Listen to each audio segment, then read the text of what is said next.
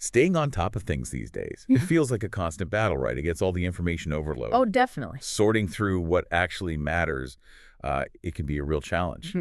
Well, that's exactly why we're here. Welcome to the Deep Dive. We take a focused look at, one key development. Yeah, give you the insights you need minus all the noise. Exactly. Think of it as your shortcut to understanding what's, well, truly significant. And today we're diving into something pretty fascinating. A strategic play in the streaming world. Okay? You know Jiohotstar, right? Yeah. Primarily for its long-form stuff, movies, series. And cricket, of course. Yeah. Can't forget the cricket. Right, that popular bat and ball sport. Well, now they've launched Sparks. It's a brand new platform, and it's all about short-form video. Sparks. Okay, so they're stepping into a pretty crowded space then, going like head-to-head with YouTube, Sure. Instagram. The giants, yeah. We've got some really insightful material here, an article that details the launch, Jiohotstar's thinking behind it. Right. So our mission for this deep dive is to really get under the skin of it, understand the core strategies driving this move. And what it might mean for, how people consume content going forward. Okay, let's unpack this then. So what's immediately striking is Jiohotstar isn't just like tacking on a short-form video section to their existing app. No, the sources suggest it's a much more fundamental shift. They're not just adding a feature. Yeah. It feels like they're actively repositioning themselves. Repositioning how? To capture your attention based on the format of the content itself. That's the key difference. Right. Because usually think of Jiohotstar for those, in-depth movies, the series you binge, live sports, obviously. Exactly. But now they're directly entering that arena, the one dominated by those quick, snackable videos you scroll through on your phone. It really changes their basic offering, doesn't it? It does. It's not just what they have, but how they deliver it. Yeah. Competing where attention spans can feel, well, pretty fleeting. Wouldn't you agree? Absolutely. And if you connect this to the bigger picture, it really highlights something important. What's that? Competing for your eyeballs, well, it now means playing the game across different kinds of content, different formats. Okay. Jiohotstar clearly recognizes that a large chunk of potential viewers, especially, younger people. YouTube and Instacrowd. Precisely.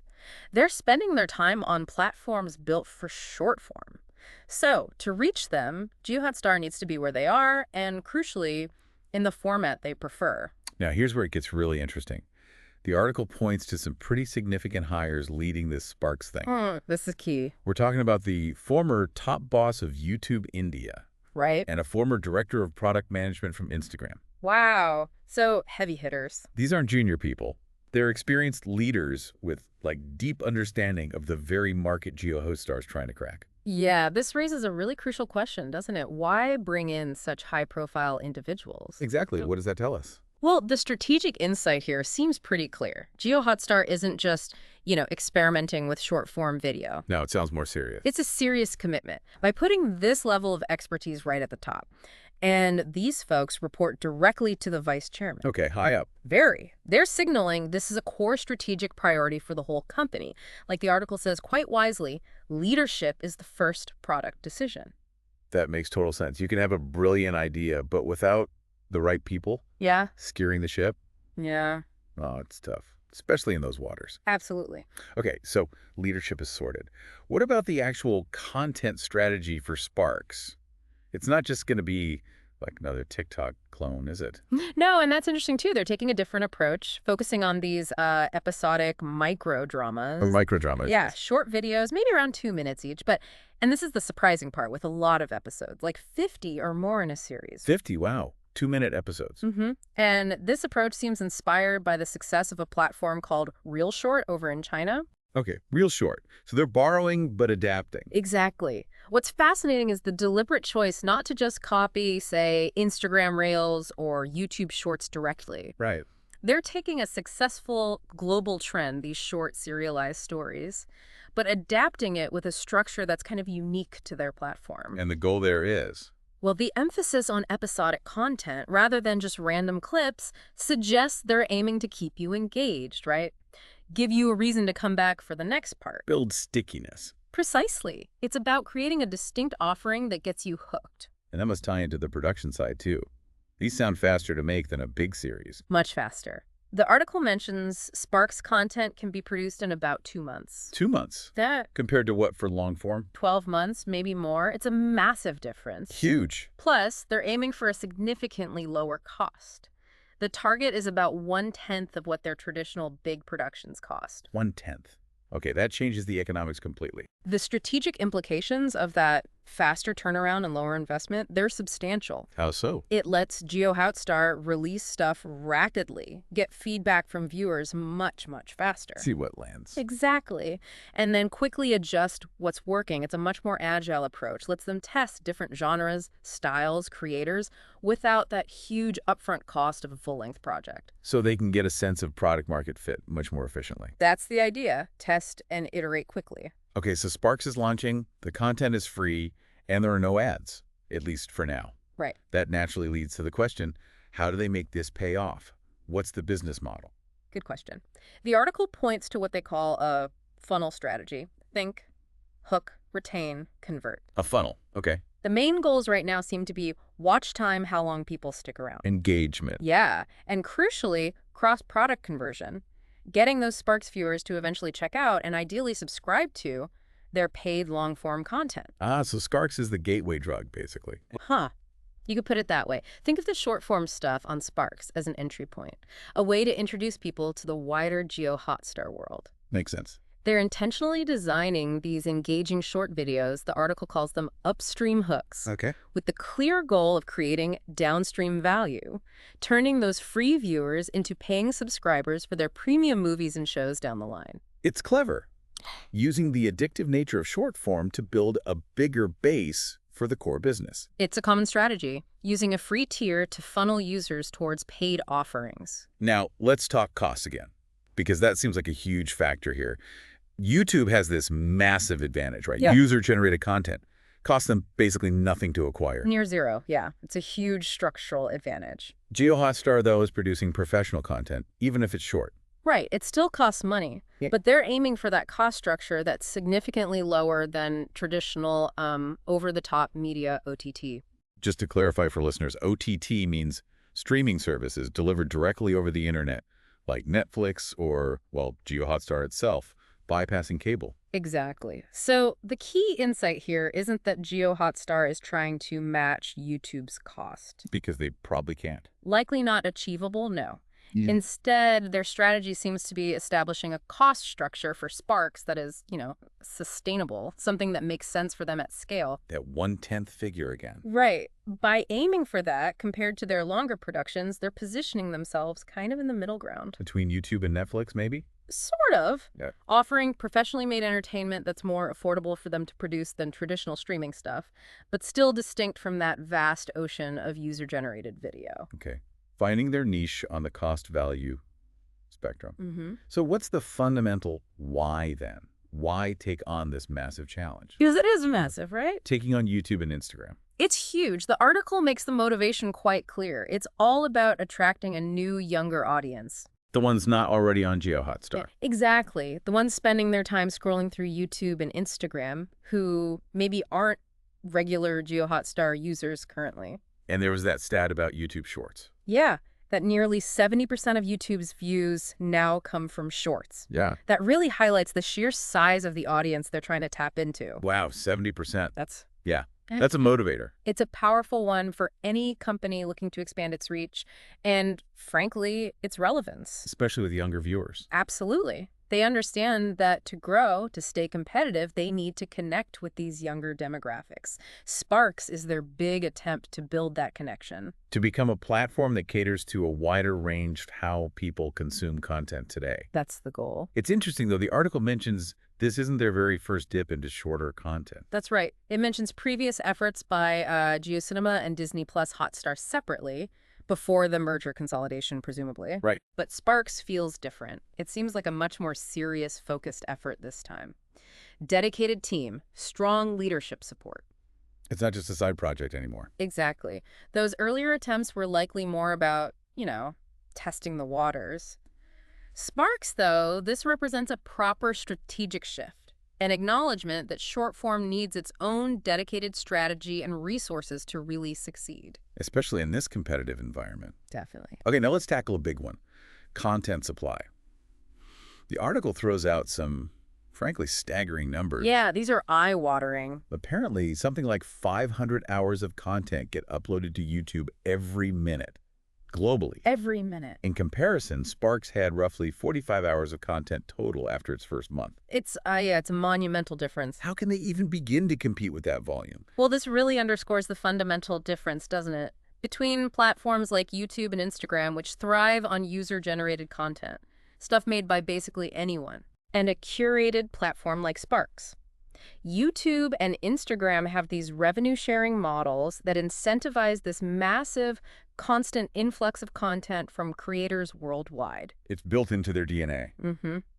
There was a media specialist quoted in the article who put it quite well. They called these platforms a global stage for auditions. Auditions? Yeah, where talent can get noticed, build an audience, and maybe then move on to professional stuff elsewhere. For Sparks, bridging that colossal gap in content volume is just a huge undertaking. And the nature of short form itself adds pressure, right? Its shelf life feels shorter. Absolutely. Because users can scroll through so much so quickly, the demand for fresh content is constant. Relentless, even. They can't just rely on a back catalog like they might with movies or long series. Exactly. The way short form is consumed demands a continuous flow of new, engaging videos. This puts huge pressure on Sparks to keep up a rapid, consistent production schedule just to get viewers coming back. So back to the cost element. Yeah. The article really hammers home that near zero cost for YouTube Instagram's user-generated stuff, whereas Jiohotstar is aiming for that 1/10 cost of their long-form shows. Trying to position Sparks somewhere between the free-for-all of YouTube and the premium feel of Netflix. Finding their spot on that entertainment value curve, as the article puts it. It's a strategic bet, then, on a particular kind of offering. Yeah. Professionally produced, short-form entertainment at a price point currently free that is hopefully sustainable for Jiohotstar in the long run, probably via that funnel strategy. They're trying to carve out a niche based on, what? Quality. A curated experience. Something like that. Differentiating from the sheer volume and, let's be honest, variable quality you find on the user-generated platforms. Okay, another interesting wrinkle the article brings up. Feedback and community. Ah, yes, the comments section. Or lack thereof. Exactly. YouTube and Instagram thrive on interaction, comments, likes, shares, all that. Sparks has made a deliberate decision not to have a traditional comment section. Apparently due to past negative experiences. Yeah, specifically mentioning bad experiences with live comments during cricket matches, and also just wanting to avoid the headache of content moderation. Which is a huge headache for platforms. Oh, for sure. Yes. But it's a significant departure, isn't it? It really impacts how viewers can interact. It does. While it might shield Sparks from negativity and moderation issues, they also miss out on that direct feedback loop. Yeah, and that sense of community that can be really important for short-form video platforms people like to discuss. They do. Jiohotstar's alternatives, quizzes, polls, creator interactions, prize vouchers, they're interesting attempts. Inspired by things like the Coffee with Karen poll, apparently. Right, trying to gather opinions and engage people differently, but will it be as effective as comments in building a real community? That remains to be seen. Yeah, jury's out on that one. Definitely. And then there's the creator side of things, which ultimately shapes the content we see. Crucial perspective. While the money from Jio might be good, the article suggests creators, especially those used to the freedom of YouTube or Instagram. Might be hesitant. Yeah. Hesitant due to potential content sanitization, censorship even, on a more traditional streaming platform. That's a very valid concern. Creators really value autonomy, that direct connection with their audience. The rawness sometimes. Exactly. The possibility of their content being heavily curated or censored could stifle creativity, limit what they're willing to make. Plus, many have already built their homes, their communities on YouTube and Instagram. Right. They've invested years sometimes building that following. Why jump ship entirely? It's a big ask. So you put all these pieces together, the leadership, the format, the cost, the content challenge, the community aspect, the creator angle. The article concludes by really emphasizing the sheer scale of Jiohotstar's ambition here, taking on trillion-dollar giants. Meta, Google. It really is a David and Goliath situation, no doubt about it. Even with Jio's backing an existing user base. It truly is. While Jiohotstar does have that advantage, a large existing audience for its long-form stuff, the dynamics of the short-form market are just fundamentally different. How so? The sheer size of Meta and Google, the ridiculous amount of content already there, the established user habits. People are just used to opening YouTube or Instagram for that quick fix. Yeah, it's muscle memory for many. Exactly. And the dominance of those platforms creates a very, very challenging landscape for any newcomer, even one with Geo's resources. Okay, so let's try and bring this deep dive towards a close. Oh. Let's recap the key strategic insights from Jiohotstar launching Sparks. Sounds good. We've seen it's way more than just adding a feature. It's a fundamental repositioning, trying to compete on content format. Right. Capturing attention differently. And the strategic hiring, bringing in those heavy hitters from YouTube and Instagram, signals serious intent. Definitely. They're trying to innovate too, not just copy, adapting that microdrama format for a local audience. And the faster content creation, that focus on quicker cycles, allows for rapid learning, iterating based on what people actually watch. And it's all part of that funnel strategy, right? Viewing Sparks as a gateway, an upstream hook for their core subscription business. Exactly. While aiming for a cost structure that's viable, that lets them play in this space without breaking the bank, somewhere between UGC and premium OTT. And the core driver behind it all. Reaching that new, younger audience, the ones living on YouTube and Instagram right now. They're drawing lessons from past experiments, pursuing a more dedicated strategy this time. But facing huge hurdles. Content volume, competing with established ecosystems, the cost advantages of the incumbents. The community building without comments, keeping creators happy in a more controlled environment. Lots of challenges. This whole move, it really makes you think about where content consumption is headed, doesn't it? It really does. I mean, if a major player like Jiohotstar feels this intense need to jump so aggressively into short form, what does that say about where our attention as viewers is actually going? That's a great question. Is long-form attention waning? Or is it just that short form is where the growth is? And how might other platforms react? Both the big guys and maybe smaller players.